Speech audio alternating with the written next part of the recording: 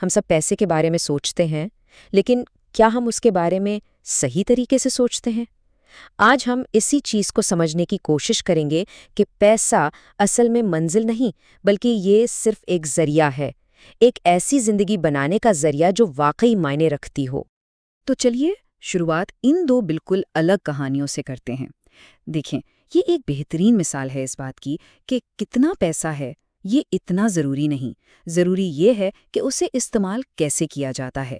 ایک طرف دیکھیں تو کروڑوں کی وراثت ہے جو کچھ ہی سالوں میں سب ختم، اور دوسری طرف ایک معمولی سی آمدنی جس سے 10 سال کے اندر عزت بھی ملی اور تحفظ بھی۔ تو فرق تو بالکل صاف ہے۔ اس پوری گفتگو میں ہم 5 اہم حصوں سے گزریں گے۔ ہم شروع کریں گے پیسے کے جال سے اور پھر آہستہ آہستہ دولت کے اصل مطلب تک پہنچیں گے۔ تو چلیے، پہلا حصہ، پیسے کا جال۔ سوال یہ ہے کہ زیادہ کمانا ہمیشہ امیر ہونے کے برابر کیوں نہیں ہوتا؟ یہ وہ غلط فہمی ہے جس میں ہم میں سے بہت سے لوگ پھنس جاتے ہیں۔ ہم سوچتے ہیں کہ بس اگلی تنخواہ آ جائے تو سارے مسئلے حل ہو جائیں گے، لیکن کیا واقعی ایسا ہوتا ہے؟ چلیے اب دوسرے حصے کی طرف چلتے ہیں، آمدنی پر نظم و ضبط کی فوقیت۔ یہی تو مالیاتی دانشمندی کی بنیاد ہے۔ تو دیکھیں، اگر زیادہ آمدنی حل نہیں ہے تو پھر حل کیا ہے؟ اصل جواب تو عادتوں میں چھپا ہوا ہے۔ اور یہی بات اس جملے میں کتنی خوبصورتی سے بیان کی گئی ہے کہ اصل طاقت آمدنی میں نہیں بلکہ ڈسپلن میں ہے۔ سوچ کر دیکھیں، ڈسپلن ایک چھوٹی سی رقم کو بھی بڑھا کر سیکیورٹی دے سکتا ہے، جبکہ لاپرواہی وہ تو کروڑوں کی دولت کو بھی مٹی میں ملا سکتی ہے۔ چلیں، اس کو ذرا عملی طور پر دیکھتے ہیں۔ مثال کے طور پر، اگر ماہانہ آمدنی $1000 بھی ہو تو اسے کتنی عقلمندی سے تقسیم کیا جا سکتا ہے۔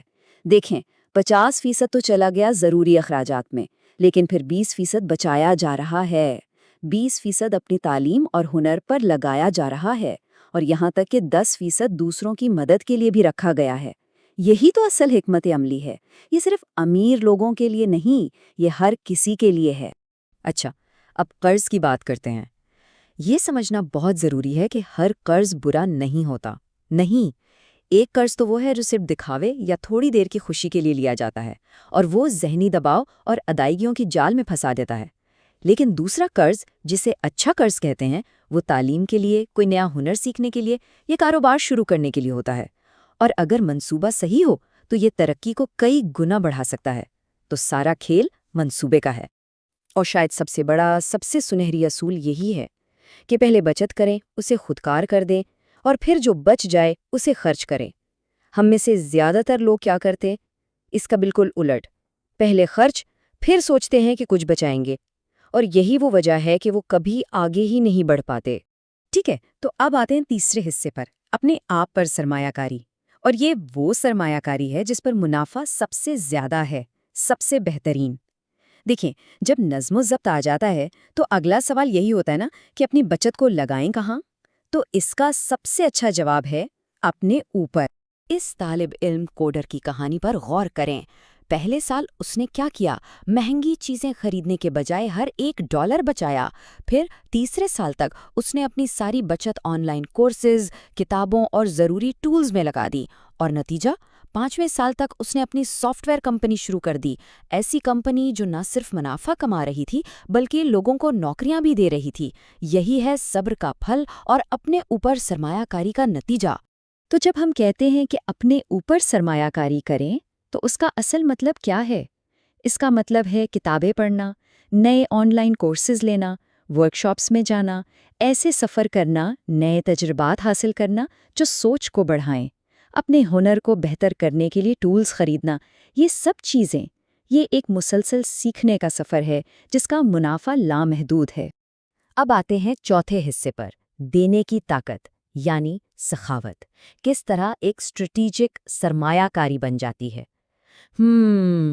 یہ نقطہ شاید تھوڑا حیران کن لگے، کیونکہ عام طور پر تو ہم دینے کو ایک خرچ سمجھتے ہیں، ہے نا؟ لیکن کیا ہو اگر یہی سب سے بہترین سرمایہ کاری ہو؟